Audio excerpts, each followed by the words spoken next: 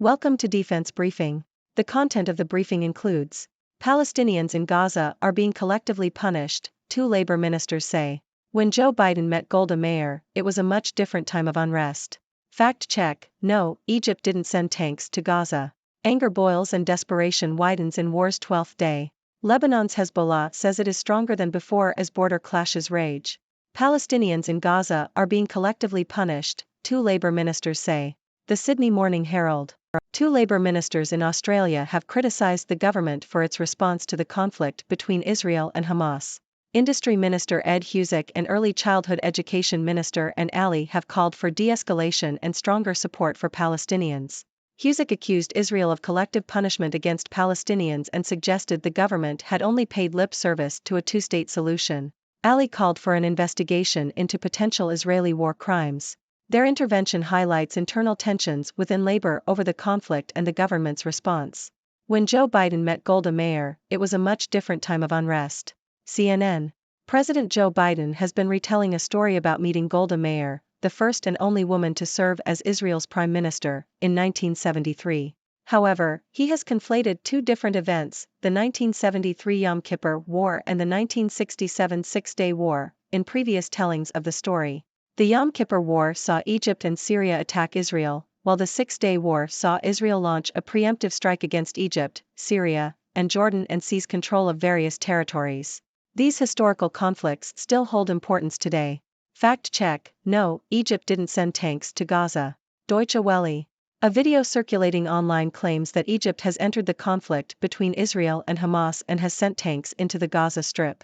However, the video does not provide any evidence for these claims, and there are no reports from established media outlets to support the allegations.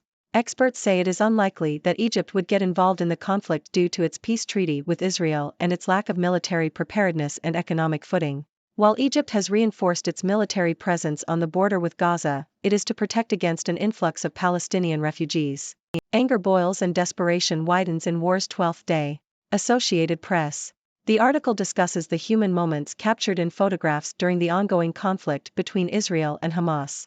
It highlights the destruction and brutality of war, as well as the subtle moments of individuals absorbing their new reality.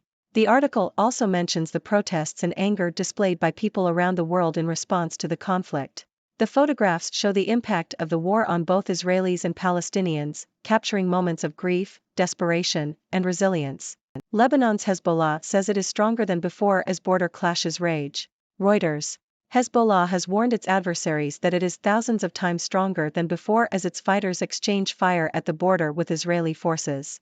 The violence has been fueled by the war between Hamas and Israel. The United States has warned Iran, which backs Hezbollah and Hamas, against getting involved in the crisis.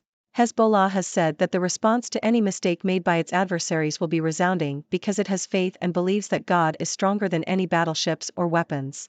The fighting at the border between Hezbollah and Israel has been the deadliest since the 2006 war. What pro-Palestinian protests mean for Pakistan.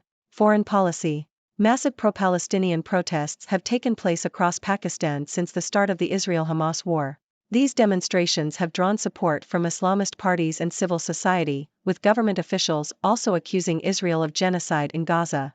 However, Islamabad must be cautious as this public response could damage relations with key Western and Gulf partners. Pakistan has sought to improve relations with the West, particularly for economic reasons, and the U.S. exerts influence over key multilateral donors for Pakistan.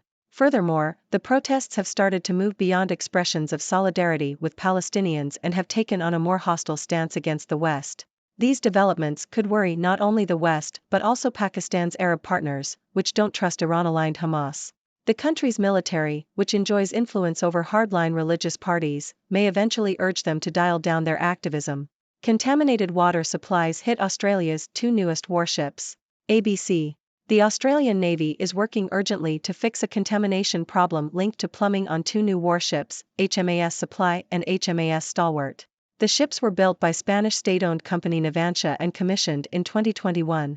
Water supplies on both vessels were found to be unsuitable for human consumption due to poor quality manufacture.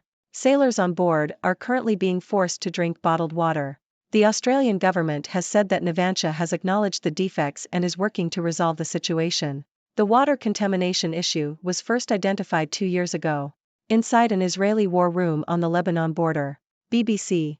Israeli female soldiers are monitoring the country's border with Lebanon 24/7 from a secretive war room called Hamal. The soldiers are responsible for watching the cameras that constantly scan over 100 kilometers of the border for any unusual activity. The border has experienced an increase in tensions since Palestinian Hamas militants attacked Israel from Gaza 11 days ago. Hezbollah militants from Lebanon have launched anti-tank missiles into Israel on almost a daily basis since then, and Israeli forces have responded with artillery and fighter jets. Boeing accelerates delivery of up to 1,800 GPS guidance bomb kits to Israel. Bloomberg. Boeing is expediting the delivery of up to 1,800 Joint Direct Attack Munition, JDAM, kits to Israel, which convert unguided bombs into precision munitions. The delivery is part of a 2021 direct commercial sale valued at $735 million, and the kits are for bombs of 500 pounds and heavier. The expedited deliveries come in response to the recent Hamas attacks on Israel. The U.S. Pentagon provided guidance but did not ship the kits on U.S. military aircraft as it is part of a direct sale. The Israeli Air Force has already dropped 6,000 bombs against Hamas targets in the first 5 days of the conflict. The delivery is separate from previous JDAM kits sold to Israel in 2012 and 2015. Egypt and Jordan refuse to take in Palestinian refugees from Gaza. Here's why. The Globe and Mail. Egypt and Jordan have both refused to take in the refugees fleeing Gaza. Egyptian President Abdel Fattah el-Sisi said that the current war is intended to push the civilian inhabitants to migrate to Egypt.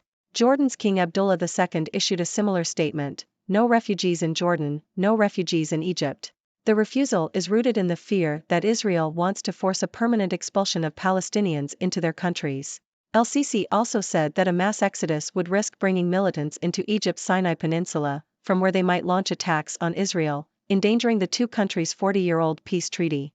Ladies and gentlemen, I am Dr. Six, your resident observer from the six-dimensional world, bringing you the latest news from around the globe. Today, we covered a range of topics, from the ongoing conflict between Israel and Hamas to the internal tensions within Australia's Labour Party.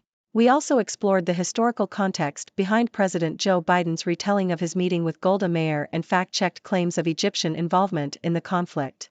Additionally, we discussed the impact of the war on both Israelis and Palestinians, the strengthening of Hezbollah, and the pro-Palestinian protests in Pakistan. Now, let's dive deeper into these stories. The conflict between Israel and Hamas has sparked tensions not only in the Middle East but also within political parties around the world. In Australia, two Labour ministers have criticised their government's response, calling for de-escalation and stronger support for Palestinians. This highlights the internal divisions within Labour over the conflict and the government's handling of it. We also learned that President Joe Biden has been recounting a story about meeting Golda Meir, but he has mixed up the details of two different wars. While this may seem like a simple mistake, it underscores the historical significance and complexity of these conflicts, which still have relevance today. Moving on to claims of Egyptian involvement, a video circulating online alleges that Egypt has sent tanks into the Gaza Strip. However, there is no evidence to support these claims, and experts believe it is unlikely due to Egypt's peace treaty with Israel and its military and economic limitations. It's important to be critical of information we encounter online and rely on trusted sources for accurate news. The human toll of the conflict is vividly captured in photographs, showing the destruction, grief, and resilience of both Israelis and Palestinians. These images remind us of the devastating impact of war and the urgent need for peace. Meanwhile, Hezbollah has warned its adversaries of its increased strength and faith in God, as clashes continue at the border with Israel. This escalation raises concerns about the potential for further violence and regional instability, particularly given Hezbollah's ties to Iran and Hamas. In Pakistan, massive pro-Palestinian protests have taken place, drawing support from Islamist parties and civil society. While this public response reflects solidarity with Palestinians, it also carries risks for Pakistan's relations with Western and Gulf partners. The country's military, which wields influence over hardline religious parties, may urge them to dial down their activism to avoid damaging diplomatic ties. Shifting gears, we turn our attention to Australia, where the Navy's two newest warships are facing a water contamination problem. This issue, which was first identified 2 years ago, highlights the challenges of maintaining military equipment and the importance of quality control. Finally, we take a glimpse inside an Israeli war room, where female soldiers monitor the country's border with Lebanon. This behind-the-scenes look reminds us of the constant vigilance and preparedness required to maintain security in a region plagued by ongoing conflicts. As always, I invite you, my esteemed audience, to share your thoughts and questions. What are your perspectives on these news stories? How do you perceive the ongoing conflict between Israel and Hamas? And what do you make of the various responses from different countries and political parties? Join the discussion, and let's explore these topics together. Thank you for tuning in. The content above showcases the latest briefing reports and analytical synopses, thoughtfully curated by the 6Do team. These insights stem from a wide array of reputable media outlets, think tanks, government sources, and specialized experts worldwide. We encourage you to explore these sources for a comprehensive perspective. Keep in mind that while the content may not always align with the official standpoint of 6Do Brief, it's not meant to be taken as absolute directives for decision-making. Comprising seasoned media professionals, learned scholars, and accomplished scientists, the 6Do team embodies a trailblazing, fully independent media entity. To customize 6Do Brief to meet your professional needs, you have the option to subscribe to a diverse array of briefings on our website, 6dobrief.com. Regardless of your location, you can conveniently receive 6Do Brief via email.